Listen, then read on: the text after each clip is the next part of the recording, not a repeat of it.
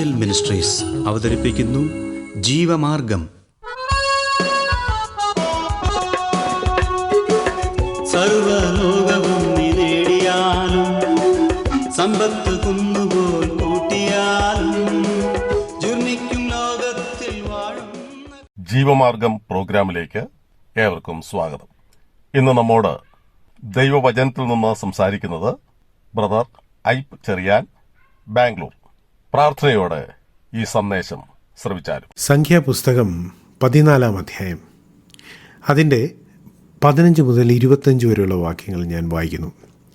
നീ ഇപ്പോൾ ഈ ജനത്തെയൊക്കെയും ഒറ്റ മനുഷ്യനെ പോലെ കൊന്നുകളഞ്ഞാൽ നിന്റെ കീർത്തി കേട്ടിരിക്കുന്ന ജാതികൾ ഈ ജനത്തോട് സത്യം ചെയ്ത ദേശത്തേക്ക് അവരെ കൊണ്ടുപോകുവാൻ യഹോവയ്ക്ക് കഴിയായക കൊണ്ട് അവനവരെ മരുഭൂമിയിൽ വെച്ച് കൊന്നുകളഞ്ഞു എന്ന് പറയും.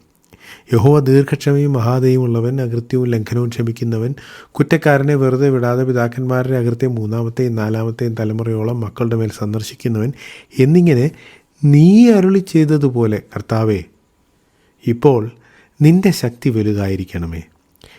നിന്റെ മഹാദയയ്ക്ക് തക്കവണ്ണം മിസ്രയീം മുതൽ ഇവിടം വരെ ഈ ജനത്തോട് നീ ക്ഷമിച്ചു വന്നതുപോലെ ഈ ജനത്തിൻ്റെ അകൃത്യം ക്ഷമിക്കണമേ.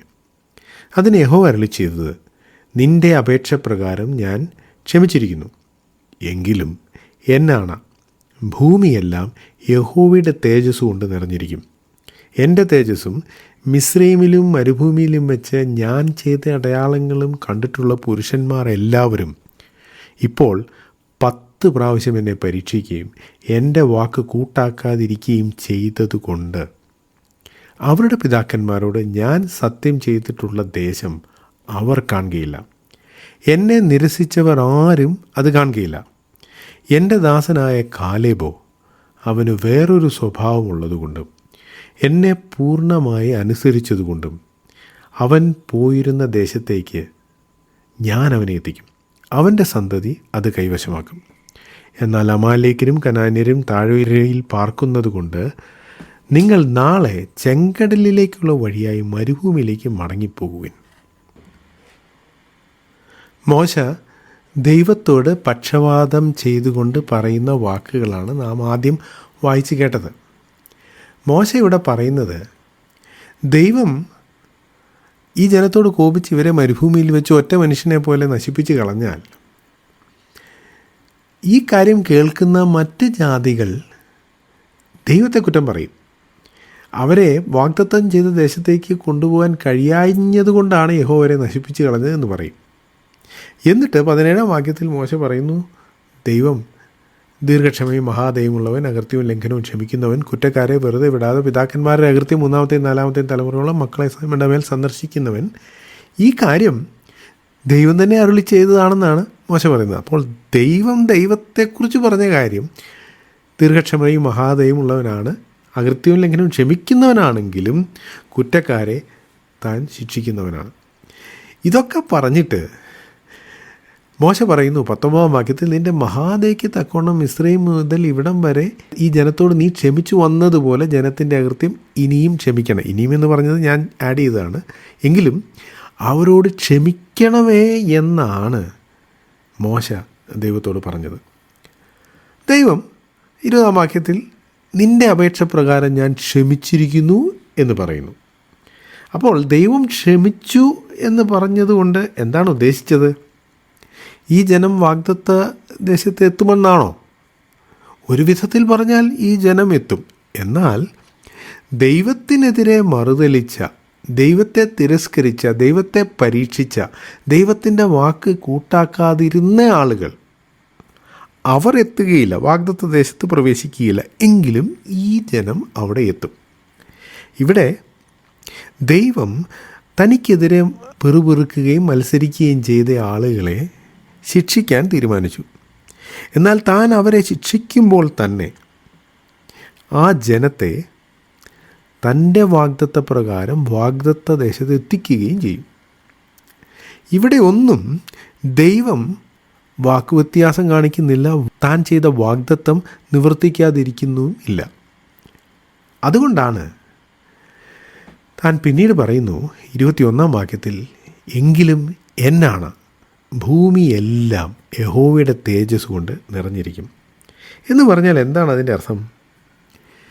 ദൈവം ചെയ്തതും ചെയ്യാൻ പോകുന്നതുമായ കാര്യങ്ങൾ എടുത്തു വച്ച് നോക്കിയാൽ ഭൂമിയെല്ലാം ദൈവത്തിൻ്റെ തേജസ് കൊണ്ട് നിറഞ്ഞിരിക്കും. എന്ന് പറഞ്ഞാൽ ഭൂമിയിൽ എവിടെ നിന്ന് നോക്കിയാലും, ആര് ഏത് വീക്ഷണകോണിൽ നിന്ന് ദൈവത്തെ നോക്കിയാലും ദൈവത്തിൻ്റെ തേജസ്സാണ് കാണുന്നത്. എന്ന് വെച്ചാൽ ദൈവം മഹത്വവാനും നീതിയുള്ളവനുമായിരിക്കും എന്ന് എല്ലാവർക്കും കാണാൻ സാധിക്കും. ഞാനൊന്ന് വിശദമാക്കാം. നമുക്കറിയാം ഈ അധ്യായത്തിൽ സംഭവിക്കാൻ പോകുന്നത് എന്താണെന്ന്. ദൈവത്തിൻ്റെ വാക്കുകൾ വിശ്വസിക്കാതെ മോശയ്ക്കും അഹരോനും കാലേബിനും യോശുവയ്ക്കും എതിരായ പിറുപിറുത്ത അല്ലെങ്കിൽ മത്സരിച്ച എല്ലാവരും 20 വയസ്സിന് മുകളിലുള്ള എല്ലാവരും മരിക്കും. അവരാരും കനാൻ ദേശത്ത് എത്തുകയില്ല. പക്ഷേ ദൈവം അവരോട് പറഞ്ഞിരുന്നു, ഈ ജനത്തെ ഞാൻ വാഗ്ദത്ത നാട്ടിൽ എത്തിക്കുമെന്ന്. ദൈവം ഈ ആളുകളെ മരുഭൂമിയിൽ മരിച്ചു വീഴുമാറാക്കും. എന്നാൽ അവരുടെ മക്കളെ വാഗ്ദത്ത നാട്ടിലേക്ക് കൊണ്ടുപോവുകയും ചെയ്യും. അപ്പോൾ ദൈവം താൻ വാഗ്ദത്തം ചെയ്തതുപോലെ ഇസ്രായേൽ മക്കളെ വാഗ്ദത്ത നാട്ടിൽ കൊണ്ടുപോവുകയും തെറ്റ് ചെയ്തവരെ താൻ ശിക്ഷിക്കുകയും ചെയ്യുന്നു. അപ്പോൾ ഇവിടെ ഒന്നും ദൈവം താൻ ചെയ്ത വാഗ്ദത്തം നിവർത്തിക്കാതിരുന്നില്ല. അതോടൊപ്പം ദൈവത്തിന് തൻ്റെ സ്വഭാവം ത്യജിക്കേണ്ട ആവശ്യവും ഉണ്ടായില്ല. എന്ന് വെച്ചാൽ തെറ്റ് ചെയ്യുന്നവനെ ശിക്ഷിക്കുന്നവനാണ് ദൈവം. ദൈവം ആ നിലയിൽ തനിക്കെതിരെ മത്സരിച്ചവരെ താൻ ശിക്ഷിക്കുവാൻ പോവുകയാണ്. ഇനി 22-ാം വാക്യത്തിൽ എൻ്റെ തേജസ്സും മിസ്രൈമിലും മരുഭൂമിയിലും വെച്ച് ഞാൻ ചെയ്ത അടയാളങ്ങളും കണ്ടിട്ടുള്ള പുരുഷന്മാരെല്ലാവരും ഇപ്പോൾ 10 പ്രാവശ്യം എന്നെ പരീക്ഷിക്കുകയും എൻ്റെ വാക്ക് കൂട്ടാക്കാതിരിക്കുകയും ചെയ്തതുകൊണ്ട് എന്നാണ് പറയുന്നത്. അപ്പോൾ ദൈവം ചെയ്ത അത്ഭുതങ്ങളും ദൈവത്തിൻ്റെ തേജസ്സും നേരിൽ കണ്ട ആളുകൾ, അവരെയാണ് ദൈവം ശിക്ഷിക്കാൻ പോകുന്നത്. അതിൻ്റെ കാരണം ഇതെല്ലാം കണ്ടിട്ടും അവർ 10 പ്രാവശ്യം എന്നെ പരീക്ഷിച്ചു എന്നാണ് ദൈവം പറയുന്നത്. എന്ന് മാത്രമല്ല, ദൈവത്തിൻ്റെ വാക്ക് അവർ കൂട്ടാക്കിയില്ല. ഈ അത്ഭുതങ്ങളൊക്കെ കണ്ടിട്ടും ഈ ദൈവത്തെ അനുസരിക്കണമെന്നവർക്ക് തോന്നിയില്ല. അതുകൊണ്ടാണ് അവരുടെ പിതാക്കന്മാർക്ക് വാഗ്ദത്തം ചെയ്തിരുന്ന ദേശം അവർ കാണുകയില്ല എന്ന് പറയുന്നത്. ദൈവം അവരെക്കുറിച്ച് പറയുന്നത് അവർ എന്നെ നിരസിച്ചവർ എന്നാണ്. 23-ാം വാക്യത്തിലാണ് നാം അത് കാണുന്നത്. എന്നെ നിരസിച്ചവർ ആരും അത് കാണുകയില്ല. എന്ന് വെച്ചാൽ ആ ദേശം, വാഗ്ദത്ത ദേശം കാണുകയില്ല. ഈ നിരസിക്കുക എന്ന് പറയുന്നതുകൊണ്ട് ദൈവം ഉദ്ദേശിക്കുന്നത് അവർ അവിശ്വസിച്ചു. ദൈവത്തിൻ്റെ വാഗ്ദത്തങ്ങൾ അവർ വിശ്വസിച്ചില്ല. അവരുടെ പ്രവൃത്തികളിൽ അവർ ദൈവത്തെ മറന്നു കളഞ്ഞു. കണ്ടിട്ട് നിരസിച്ചവർ, അതിശയങ്ങൾ അവർ എണ്ണിയില്ല. എന്നാൽ ദൈവം അവർ എത്ര പ്രാവശ്യം തന്നെ പരീക്ഷിച്ചു എന്ന് ദൈവം കൃത്യം കണക്ക് വെച്ചിട്ടുണ്ട്. ദൈവം അവരോട് ചെയ്ത നന്മകളൊന്നും അവർ ഓർത്തില്ല എന്നും നാം കാണുന്നു.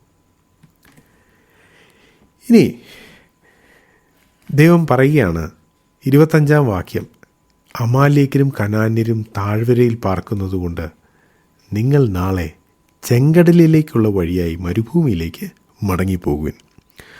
അവരുടെ പ്രയാണത്തിൽ അവർ ഇനി മുമ്പോട്ടല്ല പുറകോട്ടാണ് പോകുന്നത്.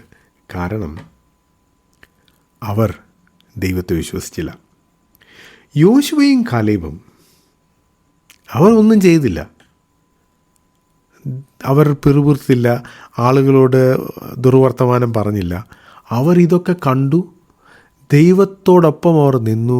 ദൈവം നമ്മോട് കൂടെ ഉണ്ടെങ്കിൽ നമുക്ക് ഈ നാട്, ഈ ദേശം കൈവശമാക്കാൻ സാധിക്കുമെന്ന് അവർ പറഞ്ഞു.